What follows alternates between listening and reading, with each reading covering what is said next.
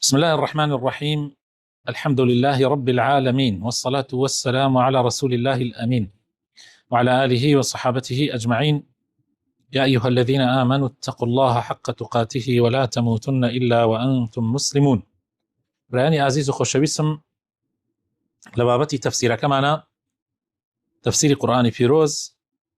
قيشون ثلاث الرئيسة وشص حوت لسورة أعراف لآياتي سطو سيوهشتوا أمرو إن شاء الله تا آياتي سطو تشلونو تفسير كين بپشتیوانی خوای پروردگار. فرموا موسى سوران آيات بمان بخينا إن شاء الله. وجاوزنا ببني إسرائيل البحر فأتوا على قوم يعكفون على أصنام لهم قالوا يا موسى اجعل لنا إلها كما لهم آلهة قال إنكم قوم تجهلون. والله برايانم بس كمان هر لسر شيروكي موسى عليه السلام وبني إسرائيل. إما لآياتكاني في شوترا باسي بسرهاتي موسى عليه السلام لقل فرعون زياتر بس كمان لسر أواد هنا أبو لدور بري أو باسي أبو وكوتايكي بوهات كخواي پروردگار فرعوني لناو داو غرق بو لنا خويو جيش سپاكي لناو بحركيا. إسا لآياتي سطو سيوهاشتوا بابتك أكويتا بين موسى عليه السلام وبني إسرائيل. خواي پروردگار فرمي وجاوزنا ببني إسرائيل البحر دوای ئەوەی کە بەنی ئیسرائیل مان لە دەریاکە پەڕاندەوە و فرعون و سوپاکەی هەموو لە ناو بەحرەکەیە خوای پەروەردگار غەرقی کردن. بەنی ئیسرائیل ڕزگاریان بوو لە دەستی فرعون. کاتی هاتنە ئەم دیوە فأتوا على قوم يعكفون على أصنام لهم چاویان بە قەومێک کەوت کە اعتكافیان کردبوو لە دەوری هەندێ بت ئەیان پەرست كردو يعني الشريك خواي پروردگار. قالوا يا موسى اجعل لنا إلها كما لهم آلهة. الله أكبر. دعي أمهم ملحمة لقل فرعون ولقل أميك موسى عليه السلام بيامي خواي بيو أيوات ببيامي خوا بني إسرائيل رزقار كالا دسي فرعون بو أوي تاكو تنيا خوا بپرسن وفضلیان بدا بسر همو دنیایا اوان دوای اما که خوای پروردگار وعدی خوی هناو جیو رزگاریان کرد و فرعونی لناو برد تازه بتازه امان هاتون الان دوای اواکن که چایان بقوم یکود بتی هنایو ای پرستن امانش حتی هندی لمفسرین الان او قوما مانگاو جورکانا پرست امانش دواکن والله اجعل لنا إلها خوايلك من بو دروسك يعني لبرد ولا أوش عليك خلقي ترهيبوا كما لهم آلهة كأنه تائس إله النبوة أمان كأنه خوافرس نبون. سبحان الله. جاء موسى عليه السلام زور بيتعقد بو يعني لم موقفه فرموي دواي أمهم معجزيك إيوة بتشاي خوتان بينيتان يعني إيسا داوا لمنا كان كمن بدان بو دروس كمو بيكم بخوا إيوة بيبرستن براسي إيوة قوميكي زور نزان وجاهل ونفامن يعني أبي إيوة إيسا موحدترين كذبن خوا ناسترين كذبن خوا برسترين كذبن كتشترك إيوة داواي أواك مداخوا. طبعا من لنا أمتي إسلامي شا يعني الروي داوا والروي شدا ببردوامي أبو واقدي ليثي أي جرته بمن أفرمي لا دعاء فتح مكة طبعا أو بمسلمانان تشون بو طائف وغزوي حنين رويدا كمسلمانان سركوتنيكي زور قوريان بعد السنة كاتيكا لويبونا وكوتنا إسراحت شاوان بدال كوت كلاكاتي جاهليتا خلقي ئەڕۆیشتە ژێر ئەو دارەدا ئەنشتن ئیسراحەتیانە کرد و شمشیرەکانیان بۆ تەبەڕک ئەکرد بە دارە لەبەرەوەی لە جەنگەکانە سەرکەون لەوێدا ئەنشتن و شعریان ئەوت و دوعایانە کرد و لە ژێر ئەو دارەیە کاتی ئەو دارەیان بینی داوایان لە پێغەمبەری خوا کرد صلی الله عليه وسلم وتیان ئەی پێغەمبەری خوا اجعل لنا ذات أنواط طبعا هو بيوتري ذات أنواط يعني ذات أنواط من باب كوكو شون أمانة ذات أنواط يعني هي في غمر إخوة صلى الله عليه وسلم وتي الله أكبر فرمي الله أكبر عمي وكرتان حر أمان شتك بني إسرائيل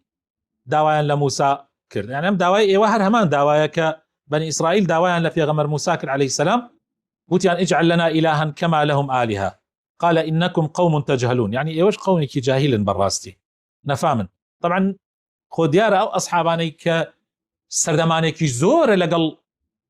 بيغمر إخوان صلى الله عليه وسلم أوان داوي أوان نكرد يعني أوانت داويان كرد كتازة إيمانيان هنابو لفتح مكة إيمانيان أوان داويان كرد جاء بيغمر إخوان صلى الله عليه وسلم فرمي لتتبعن سنن من قبلكم شبرا بشبر وذراعا بذراع حتى لو سلكوا جحر ضب لسلكتموه پیغمبری خوا صلی الله علیه وسلم فرمووی شوێنی پێی قەومەکانی پێشوە لەگرن عینەن شوێن پێی ئەوانە لەگرن بست بە بست باڵ بە باڵ حتا ئەگەر تەنانەت بڕۆنە ناو کونی بزن مژەکەوە ئێوەش ئەچنە کونی بزن مژەکەوە لە دوایە يعني عینەن ڕێبازی قەومەکانی ترەگرنە بەر جا أصحابكان يعني أوانيك لقال يابون فرميان أي پیغمبر إخوة قصد مبستت يهود ونصارى فرمي أي مبستم كيه عينا مداخوة بله إن هؤلاء متبر ما هم فيه وباطل ما كانوا يعملون إن هؤلاء يعني أوانيك أو شركاء كان وبتا فرستن براسي متبر ما هم فيه وباطل ما كانوا يعملون براسي أوانا سرنجاميان يعني أو بتانو أوانشي كبتا فرستن سرنجاميان تياتشونو لناوچونا وأويشي كأي فرستن براسي هر بوچلو أبش لناوچه بويا خوشيان لناوچن مشركة كان وبتكانشيان لناوچه هو موسى فرمي بقومك قال أغير الله أبغيكم إلها وهو فضلكم على العالمين موسى فرمي باشا ئێوە ئەتانەوێت جگە لە خوای پەروەردگار خوای ترتان بۆ پەیدا بکەم بیپەرستن کە هەر ئەویشە کە فەزڵی ئێوەیدا بەسەر هەموو جیهانیانە جیهانیان لەو کاتە یعنی سەردەمی خۆیان خوای تەعالی بەنی ئیسرائیلی فەزڵدا بەسەر هەموو جیهانی ئەو سەردەمە وإذ أنجيناكم من آل فرعون يسومونكم سوء العذاب يقتلون أبناءكم ويستحيون نساءكم وفي ذلكم بلاء من ربكم عظيم. طبعا موسى عليه السلام هندێک لە نیعمەتەکانی خوای پەروەردگاریان بیرە خاتەوە کە ئێوە خوا ئەو هەموو فەزڵەی لەگەڵا کردن سەداوای چیەکەن فەرمووی وإذ أنجيناكم من آل فرعون يسومونكم سوء العذاب و ئێمە ڕزگارمان کردن لە دەستی فرعون و بنەماڵەکەی لە کاتێکا کە ئێوەیان سەختترین و ناخۆشترین عذاب ئەدا يعني بەدەستی ئەوان خراپترین عذابتان ئەچەشت يقتلون أبناءكم أوي كان يرينبو لناوتانا بناخوشترين وسامناكترين شواز أيان ينكشت وأوشي كتجبو أيان هلاوة بو أوي برا بواردني خويان وبو خزمتكاري براسي أوا بلايكي زور قوربو امتحانيكي زور قوربو خواي تعالى هنا سرتان طبعا ما دو شواز تفسيرك ليه وفي ذلكم بلاء من ربكم عظيم يعني أويك أخوة بسرتانية هناي لو كسردما بلايكي زور امتحانيكي زور قوربو للاين پروردگارتانم يعني بمعنايش أويشي دي كأخوة تعالى إيوي لدستي فرعون رزقار كرد و بوون بە خاوەنی خۆتان ئەمە ئیمتیحانێکی زۆر گەورەیە خوا تاقیتان ئەکاتەوە بزانێ ئەوە شکرێکن يعني بە هەردوو معناکە دێت. وواعدنا موسى 30 ليلة وأتممناها ب10 فتم ميقات ربه 40 ليلة. وقال موسى لأخيه هارون اخلفني في قومي وأصلح ولا تتبع سبيل المفسدين. مشهدك أقوازريتوا بو حالتێکی تر طبعا خوای تعالی مەشهد بە مەشهد باسی ئەوە کە بەنی ئیسرائیل چیان کردو و چۆن معاملەیان لەگەڵ پێغەمبەرانە کردووە. ئەم مەشهدە ئەگوازرێتەوە بۆ مەشهدێکی تر، مەشهدی ئەوەی کە ئەوان داوای بتپەرستیان کرد، داوایان کرد موسا خوایان بۆ دروست کە تاوان بیپەرستن و ئەو نەسیحەت و ئامۆژگاریەی موسا عەلەیهی السەلام. ئەم جا مەشهدەکە لێوە ئەگوازرێتەوە بۆ وەزعێکی تر، دوای ئەوەی کە بەنی ئیسرائیل لە ڕووبارەکە کردیانە ئەو بەرە، لە بەحرەکە و لە دەریاکە کردیانە ئەو بەرە، ئیتر طبعا ئەم قەومە نەیانتوانی یەکسەر بگەڕێنەوە بۆ بەیت المەقدس، نەیانتوانی یەکسەر بگەڕێن چونکە بەیت المەقدس لەو کاتە داگیر کرابوو لەلایەن قەومێکەوە زۆر بەهێز بوون، قەومەن جەبارین، زۆر بەهێز بوون، ئەمان نەیانتوانی یەکسەر بڕۆنەوە لەبەرەوە ماوەیە یعنی وەکو بڵێ لەوەیە بوون کە چی بکەن و بەرنامەیان چی بێ و چۆن بتوانن هەنگاو بنن. ئەلەو کاتە موسا عەلەیهی السەلام خوای تعالی داوای لێ ئەکات، وعد و پەیمانی لێ وەرەگرێت کەوا بێت بۆ توور، بۆ کێوی توور، لەوێ بێتە لیقای خوای پەروەردگار و خوای تعالی قسەی لەگەڵاکە و بەرنامە و یاسا و نیزام بۆ بەنی ئیسرائیل ئەنێرێ تاوەکو بزە چۆن معاملە بکەن، چۆن هەڵسوکەوت بکەن لەگەڵ خوایە و هەروەها لەگەڵ یەکتریشە. ووعدنا موسى 30 ليلة، خوای تعالی وعدی لە موسا سن 30 ڕۆژ بێت خەریکی عیبادەت و خواپەرستی بێ. ابن عباس فەرمێ مانگی ذی القعیدە کامل. پاشان خوای پەروەردگار ليلة ما بس شەو ڕۆژ وانێ؟ بەڵێ لەیلەکە نییە مەقسەدەکە، مەقسەد یعنی 30 شەو و 30 ڕۆژ. ئەم جا فەرمێ وأتممناها ب10، طبعا زیاتر لەیلە بۆ ناوی لەیلە ئەتێرێ والله أعلم. مقصد ئەوەیە کە موسا ئەو 30 شەوە کامل عیبادەت یەکرد، یعنی لە عیبادەتکردن نابوو، لە اعتیکافا بوو. ئەم جا خوای تعالی 30ەکەی گۆڕی بە 40 تاقیکردنەوەیەکی تر بۆ بەنی ئیسرائیل. ئەڵێ مانگی ذی الحجەج دەکەی ذی الحجەشی کەوت لەگەڵا 30 دەڵقەعیدە و دەی ذی الحجەج و ئاخر لیقاءەکە و کە خوای تعالی پەیام و پرۆگرامەکەی تەسلیم بە موسا کرد لە ڕۆژی جەژنی قورباناوە. وأتممناها ب10 فتم ميقات ربه 40 ليلة، 40 شەو. وقال موسى لأخيه، طبعا أم وعدك خوای تعالی لە موسا وەریگرت کە تو 30 شەو ئەمێنین تۆ دوای ئەوە کە موسا هات و ئەمجا خوای تعالی دەیتری زیاد کرد.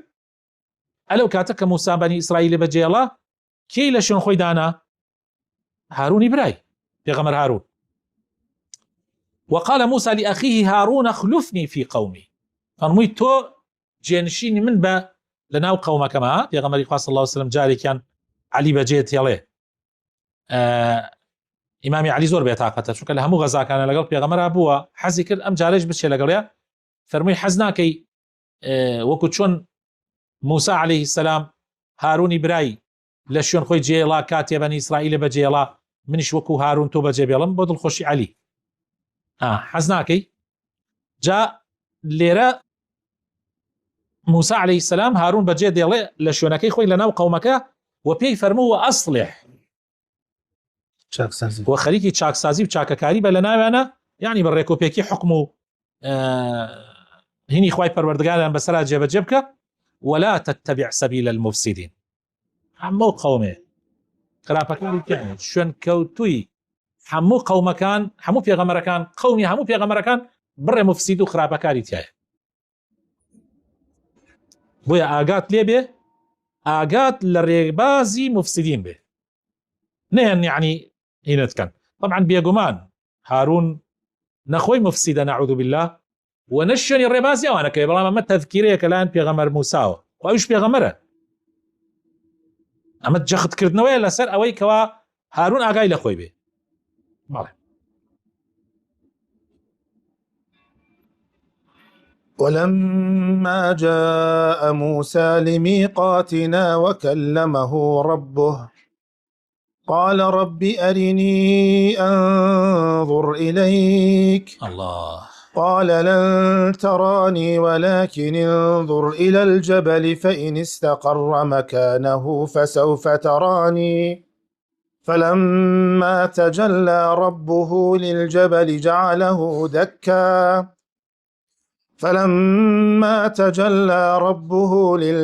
جعله دكا وخر موسى صعقا فلما أفاق قال سبحانك تبت إليك وأنا أول المؤمنين. مشهدك هنا يعني زور عجيبة سبحان الله. ليرة هنا كرات السر أو شونيك خواي پروردگار لقل موسى قصار ولما جاء موسى لميقاتنا وكلمه ربه هن يكلين موسى تشل شو خريك عبادة كردن بو آخر شوكي خواي پروردگار قصي لقلا کرد يعني آخر شوكي قال ربي أرني أنظر إليك كات يا موسى كوتا قصة كردن لقل پروردگارا زور كاريگر بولس كاريگري بولسري بويا داواي كرد بو نوستي داواي كرد پروردگار ببيني قال ربي أنظر إليك أرني أنظر إليك خوايا مجال بدا بو أوي تماشات كم بد بينم قال لن تراني فرموي هرگيز نام بيني لم دنيايا بيني نية هر خواهي تعالى مروفي بشوية دروس كردوا هيكلي مروف يستا بمشي وازي كيما هين لنابيا أجين بكلك أولنايا پروردگار ببينيت بو يا خواهي تعالى أيوات تيجيني كتو تواناي بينيني من اتنية استا ولكن انظر إلى الجبل تماشى أو كيوبك فإن استقر مكانه أجر لشون خويا ما أو تيو لشون خويا ما فسوف تراني أو تواني بنبيني. فلما تجلى ربه للجبل كات خوي تعالى تنها نوري خوي بشاني كيوكدا جعله دكا لشون خويا وردو خاش آقري قرد أو جوال وخر موسى صعقا موسى عليه السلام يكسر بيهوشكو لا إلى الزري بو يبينيني خوي تعالى محالة لم دنياي حتى تنانا رسول الله صلى الله عليه وسلم كخوي تعالى ضلي شي شق كانوا بآوي إيمان أي شورنوا باشان كأيبنوا أيبن بولا يعني بو لقاء خوي پروردگار لا أسمان زانایان زۆرینە لەگەڵ ئەوان کەوا خوای پەروەردگاری نەبینیە بە چاوی سەری بەس قسەی کردو لەگەڵ خوای پەروەردگارە وەکو دیتم خوای پەروەردگاری نەبینیوە ئەوەش صحیحترە. ئەمجا فەرمێ فلما أفاق كاتي موسى عليه السلام هاتەوەشی خۆیە قال سبحانك فەرمووی پاک و بێگەردی بۆ تۆ پەروەردگار تبت إليك من فشيمانم لوي كوتم يعني لو داواي كردم وأنا أول المؤمنين يعني وكبلي الالكيتو كخواي تعالى لي نقري أفرمي ومن وكو توسليك أما بويد تيناكي قبول به أفرمي وأنا أول المؤمنين ومن يكم إيمان دارانم بني إسرائيل لوانيك إيمانا بتو من يكم كسم لوانيك إيمانا بتو هنا ويعني لم خوش بو عفم كو يتردو باريناكموا. قال يا موسى إني اصطفيتك على الناس برسالاتي وبكلامي فخذ ما آتيتك وكن من الشاكرين. سبحان الله. أي موسى الله تعالى فرمي أي موسى من لنا وهمو خلقياتهم هالبجاردوا بويك بيامي خوم بيداوي وبوي قسم لقل تاكردوا يعني من لنا عالم هرهموي توم هالبجاردوا ككردوت ما بيغمر وقسم لقل تاكردوا فخذ ما آتيتك بويا ئەوەی کە پێمدای وەریگرا وەکو منە شاکرین سوپاسگوزار بە داوای زیاتر مەکە یعنی ئەمەی کە بە تۆ دامە بە کەسی تر نەمداوە بەڵێ وكتبنا له في الألواح من كل شيء موعظة وتفصيلا لكل شيء فخذها بقوة وأمر قومك يأخذوا بأحسنها سأريكم دار الفاسقين. وكتبنا له في الألواح طبعا خوي تعالى چەند لەوحێکی بە موسادا عليه السلام هەموو شتەکانی تیان وسی ئەو یاسا و پرۆگرامانە ئەو پەیامانەی خوای پەروەردگار چۆنێتی هەڵسوکەوتکردنی بەنی ئیسرائیل لەگەڵ خوایە و لەگەڵ خۆیانە لە نێوان خۆیانە خوای تعالى هەموو شتێکی بە جوانی هەموو یاسایەکی بە جوانی بۆیان ڕوون کردەوە و ئامۆژگاری تەواوی تیابوو چۆن خواپەرستی بکەن فخذها بقوة دەی وەریگرە بەهێزەوە بە توندی وەری بگرە وأمر قومك وأمرش بقومكت بك يأخذوا بأحسنها وأمرش بقومكت دائما شاكترين كان هالبجيرن طبعا ليرة شاكترين يسجاري وآية لشريعتها دوشتت في أدري يكي كان شاكا ويكي ترياني شاكتر جاري وآية توشتا خزمتي ما موسايك الله ما موسى أمد چی بكن باشا الله أتواني أما بكي بس أجر أما بكي شاكتره إنسان دائما عزيمتي هبه دائما هەوڵدا چاکترەکە ئەنجام بدە سأريكم دار الفاسقين پێتان پیشانە دەم چی بەسەر ئەوانە هات کە لە یاساکانی خوا لایەندا و یاخی بوون یعنی لێرە وەکو جۆرێک لە هەڕەشەیە خوا پەنامان بدە بۆ ئەو کەسانەی کە سەرپێچی لە پەیامەکانی خواکەن سأصرف عن آياتي الذين يتكبرون في الأرض بغير الحق وإن يروا كل آية لا يؤمنوا بها وإن يروا سبيل الرشد لا يتخذوه سبيلا وإن يروا سبيل الغي يتخذوه سبيلا ذلك بأنهم كذبوا بآياتنا وكانوا عنها غافلين. ئەمجا خوای پەروەردگار ئەفەرمێ ئەو کەسانی کە لەسەر زەویە خۆیان بە گەورە ئەزان یعنی لە ئاستی پەیامەکانی خوای پەروەردگار و لە ئاستی پێغەمبەرەکانیان بەڕاستی ئەوانە خوای پەروەردگار ئەفەرمێ لە ئاەتەکانی خۆم مەحرومیان ئەکەم سأصرف عن آياتي الذين يتكبرون في الأرض بغير الحق هر کەس تەکەبور بکە بە ناحەقی ئامادە نەبێ ملکەتی فەرمانی خوا و پێغەمبەرەکانی ببێ خوای تعالی لە ئاەتەکانی خوا و لە تێگەیشتن لە ئاەتەکانی خوا دووری خاتەوە وإن يروا كل آية لا يؤمنوا بها هر آيەتێک هر معجزەیەک هر شتێکی گەورەیان بۆ بێ لەلایەن خوای پەروەردگار سبحان الله چونکە ئەوان تەکەبوریان کرد و ئاەتەکانی خۆیان بەڕاست نەزانی بۆیە شوێنی ناکەون سبحان الله وإن يروا كل آية لا يؤمنوا بها ئیمانی پێ نایەنن وإن يروا سبيل الرشد لا يتخذوه سبيلا ئەگەر ڕێگای ڕاستەقینە ببینن ڕێگای ڕاستی ببینن نایکەنە ڕێبازی خۆیان بەڵام وإن يروا سبيل الغي بەڵام ئەگەر ڕێگا لارەکان ببینن یەکسەر ملئەنن و شوێنی ڕێگای خراپاکەون ذلك بأنهم كذبوا بآياتنا أما بيهوكار نية خوای تعالى کەس گومڕا ناکە طبعا ئەمە زۆر مهمە ئەمە ئاەتە لەم شوێن يعني ئەمە ئاەتە زۆر مهمە بۆ تەفسیری ئەوەی کە خوای پەروەردگار هیدایەتی هەر کەسێکەدا ویستی لەسەر بێ و هەر کەسانێکیش گومڕاکە کە ویستی لەسەر بێ يعني بێهۆکار نییە يعني کابرا ئاەتەکانی خوا بە درۆ ئەزانێ بۆیە خوای تعالی هیدایەتی نادا شوێنی ناکەوێ بۆیە خوای تعالی هیدایەتی نادا وكانوا عنها غافلين وبآغان لا پەیامەکانی خوای پەروەردگار بۆیە ئەو کەسانە خوای تعالی نان خاتە سەر ڕێگای حەق و هەرچی معجزەیش هەیە بیبینن سبحان الله ئیمان نایەنن بۆ برایە ئەبوو جەهل ئەبوو لەهەب مامی پێغەمبەر بوو بۆ یعنی پێغەمبەری ناناسی بۆ معجزەکانی بە چاوی خۆی نابینی و عەبدوڵای کوڕی ئوبەی لە مەدینە عەبدوڵای کوڕی ئوبەی لە پشت پێغەمبەرەوە نوێژە کرد خۆ ئەوەی ئەبوو بەکر و عومەرەیان بینی عەبدوڵای کوڕی ئوبەیش ئەیبینی بەس بۆ ئەو ئیمان نایەنێ بۆ شوێنی ڕێبازی خوا ناکەوێ مەسئلەکە بۆ ئەوە گەڕێتەوە ئەمانە يتكبرون في الأرض بغير الحق سبحان الله.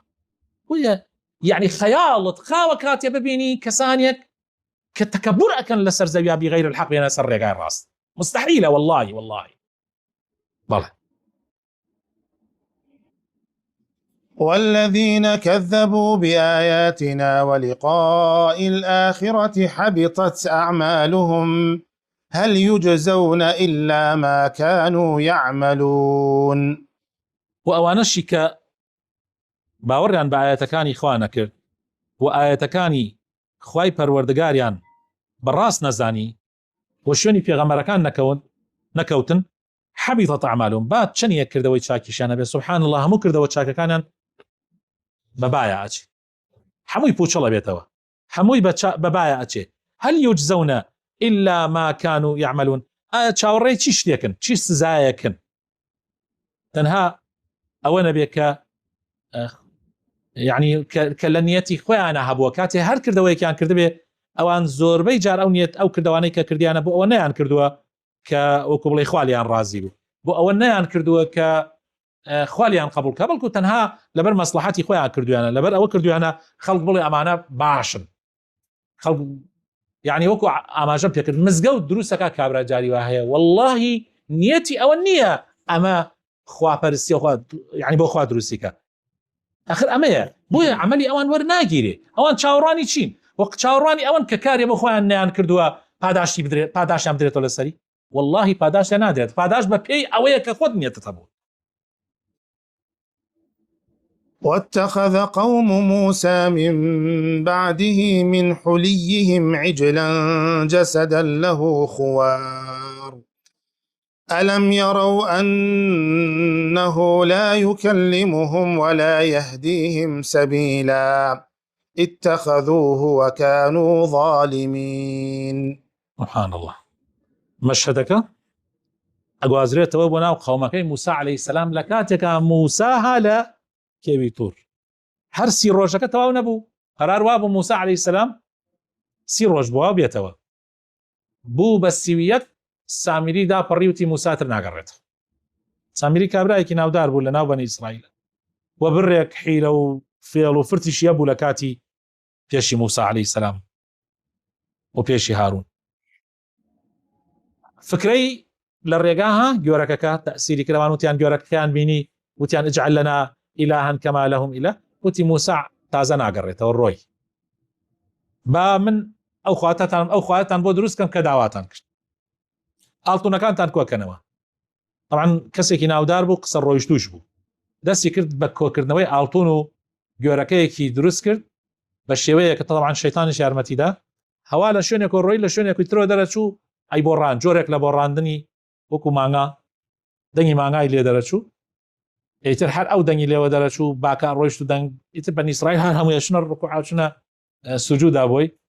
و دەستیان کردە پەرستنی گۆرەکە. طبعا هارون زۆر هەوڵیدا زۆر محاولەی کرد بەڵام